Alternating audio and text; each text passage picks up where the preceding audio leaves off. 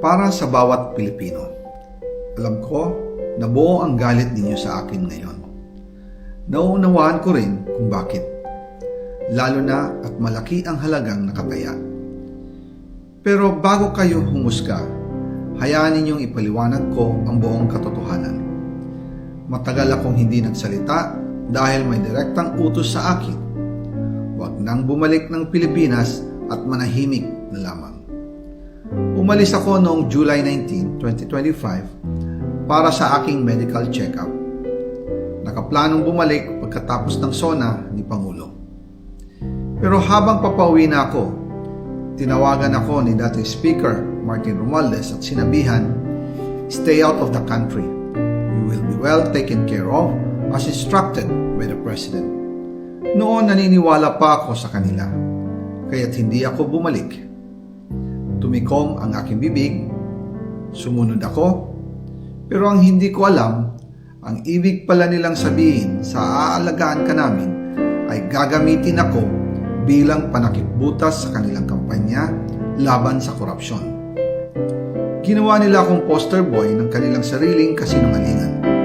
Ngayon, hindi na ako mananahimik, ilalabas ko ang lahat ng katotohanan. May resibo, may ebidensya at may pangalan. Nagsimula ito nung tumawag si Sekmina Pangandaman sa akin nung nag-umpisa ang BICAM process last year, 2024. Ang sabi niya, katatapos lang ng meeting nila ni Pangulo at may instructions na mag-insert o magpasok ng 100 billion worth of projects sa BICAM.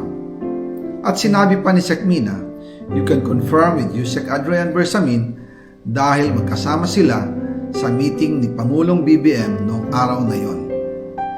Tinawagan ko po agad si Yusek Adrian Bersamin at tinanong ko kung may instruction nga ba ang Pangulo na magpasok ng 100 billion during their meeting. Ang sabi niya ay totoo nga po.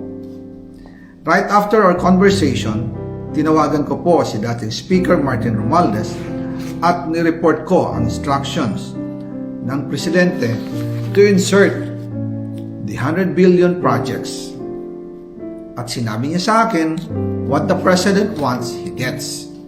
After ng ilang araw, nag-set po ng meeting si Sekmina Pangandaman at Yusek Adrian Bersamin sa amin ni dating Speaker Martin Romualdez sa Aguado Building in front of Gate 4 ng Malacanang at nandun din po si Yusek Jojo Cadiz. During the meeting, binigay po ni Yusek Adrian Bersamin ang listahan na worth 100 billion. Tinanong ko po si Yusek Adrian kung saan galing ang listahan. Ang sagot niya, galing kay PBBM mismo at binigay niya ito mula sa brown leather bag. Nung sinabi po ni Yusek Adrian Bersamin yung brown leather bag, naalala ko noong nasa Singapore kami right after the elections of May 2022 sa Hilton Hotel, kami ni dating Speaker Martin ng PBBM habang pauwi at pabalik ng Pilipinas, hinabol ng PSG ang brown leather bag at ang sabi ni PBBM, maiwan na lahat, wag lang ang brown leather bag.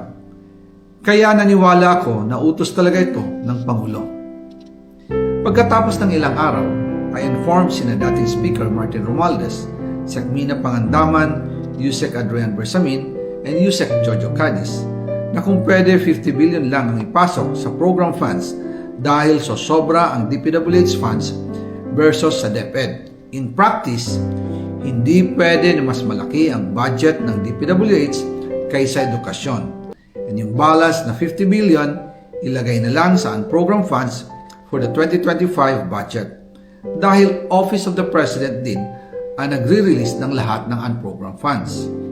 Pagkatapos ng isang araw, tinawagan ako ni Sekmina at sinabi ang mensahe ng Pangulo, ipasok ninyo yan dahil pinangako na sa akin ni Speaker Martin yan at hindi na pwedeng baguhin.